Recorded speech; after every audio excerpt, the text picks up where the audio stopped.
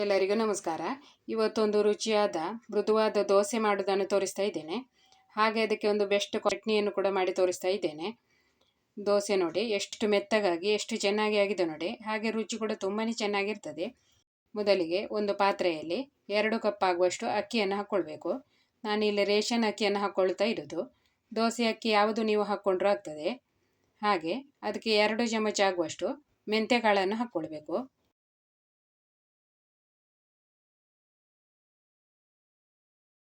ಈಗ ಇದನ್ನು ನೀರು ಹಾಕಿ 2 ರಿಂದ 3 ಸಲ ಚೆನ್ನಾಗಿ ತೊಳೆದು ತರಬೇಕು.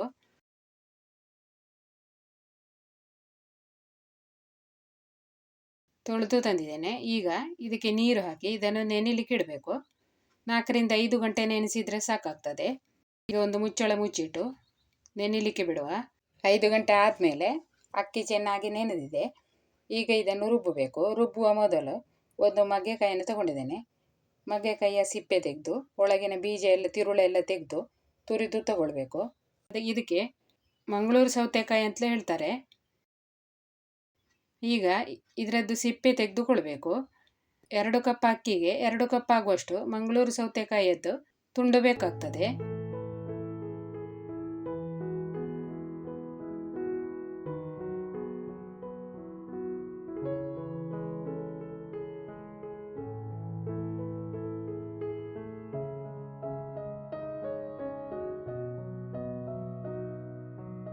ಈಗ ಇದನ್ನು ತುರಿದುಕೊಳ್ಳುವ. ಕಟ್ ಮಾಡಿ ಬೇಕಿದ್ರೂ ನೀವು ಹಾಕ್ಕೊಳ್ಬೋದು.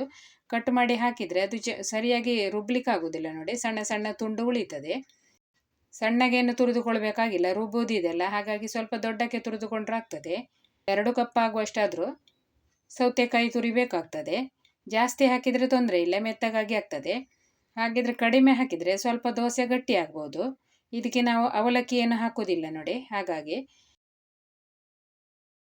ಸೌತೆಕಾಯಿಯನ್ನು ಕೂಡ ಲೆಕ್ಕ ಮಾಡಿ ಹಾಕ್ಕೊಳ್ತಾ ಇದ್ದೇನೆ.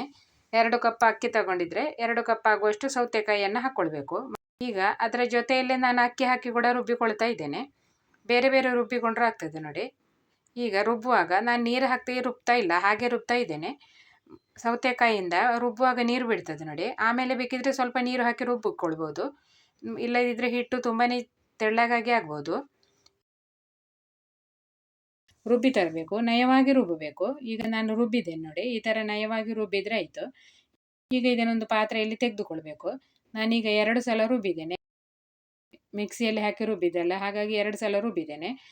ಈಗ ಮಿಕ್ಸಿಯಲ್ಲಿ ಕೂಡ ಸ್ವಲ್ಪ ನೀರು ಹಾಕ್ಕೊಂಡಿದ್ದೇನೆ. ಈಗ ಚೆನ್ನಾಗಿ ಮಿಕ್ಸ್ ಮಾಡಿ ಹುದುಗ್ಲಿಕ್ಕೆ ಇಡಬೇಕು. ನಾನೀಗ ಉಪ್ಪು ರಾತ್ರಿ ಹಾಕ್ತಾ ಇಲ್ಲ, ಮರುದಿನ ಹಾಕ್ತಾ ಇದ್ದೇನೆ. ಚೆನ್ನಾಗಿ ಮಿಕ್ಸ್ ಮಾಡ್ಕೊಂಡಿದ್ದೇನೆ ನೋಡಿ. ಹಿಟ್ಟು ಈ ಥರ ಉದ್ದಿನ ದೋಸೆ ಹಿಟ್ಟಿನ ಥರನೇ ಇದೆ. ಈಗ ಇದರ ಮುಚ್ಚಳ ಮುಚ್ಚಿಟ್ಟು ಹುದುಗ್ಲಿಕ್ಕೆ ಬಿಡುವ. ಈಗ ಇದಕ್ಕೊಂದು ರುಚಿಯಾದ ಚಟ್ನಿ ಮಾಡೋದನ್ನು ತೋರಿಸ್ತೇನೆ. ಮಿಕ್ಸಿ ಜಾರಲ್ಲಿ 1 ಕಪ್ ಆಗುವಷ್ಟು ತೆಂಗಿನ ತುರಿ ಹಾಕ್ಕೊಂಡಿದ್ದೇನೆ. ಅದಕ್ಕೆ ಖಾರಕ್ಕೆ ತಕ್ಕ ಹಾಗೆ ಮೆಣಸು ಹಾಕ್ಕೊಳ್ಬೇಕು. ನಾನಿಲ್ಲಿ 2 ಮೆಣಸು ಹಾಕಿದ್ದೇನೆ. ಮೆಣಸನ್ನು ಸ್ವಲ್ಪ ಡ್ರೈ ರೋಸ್ಟ್ ಮಾಡ್ಕೊಂಡಿದ್ದೇನೆ. ರೋಸ್ಟ್ ಮಾಡದೆ ಹಾಗೆ ಹಾಕ್ಬೋದು.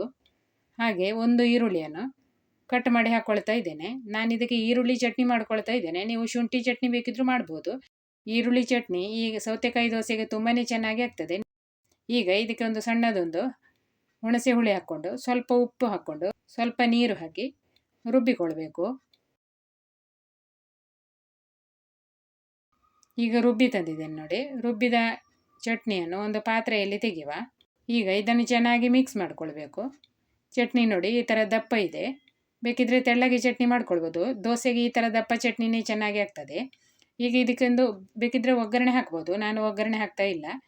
ಕರಿಬೇವು ಸಾಸಿವೆಯ ಒಗ್ಗರಣೆ ಕೊಡ್ಬೋದು.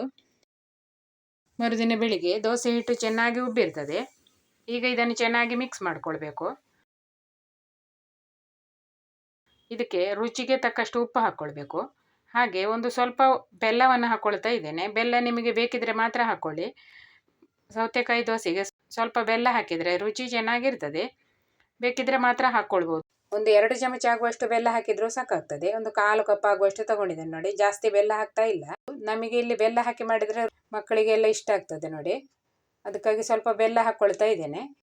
ಈಗ ಚೆನ್ನಾಗಿ ಮಿಕ್ಸ್ ಮಾಡ್ಕೊಂಡಿದ್ದೇನೆ. ಈಗ ದೋಸೆ ಮಾಡುವ. ಒಲೆ ಮೇಲೆ ಕಾವಲಿ ಇಟ್ಟಿದ್ದೇನೆ. ಅದಕ್ಕೆ ಎಣ್ಣೆ ಅಥವಾ ತುಪ್ಪವನ್ನು ಹಚ್ಚಿಕೊಳ್ಬೋದು. ಈಗ ಹಿಟ್ಟನ್ನು ಹಾಕಿ ದೋಸೆಯನ್ನು ಮಾಡಬೇಕು. ಸ್ವಲ್ಪ ದಪ್ಪ ದೋಸೆ ಬೇಕಿದ್ರೂ ಮಾಡ್ಬೋದು. ದಪ್ಪ ದೋಸೆ ಮಾಡಿದರೆ ತುಂಬಾ ಮೃದುವಾಗಿ ಆಗ್ತದೆ. ಈಗ ಇದಕ್ಕೆ ಮುಚ್ಚಳ ಮುಚ್ಚಿಟ್ಟು ಮೀಡಿಯಂ ಉರಿಯಲ್ಲಿ ಬೇಯಿಸಿಕೊಳ್ಬೇಕು.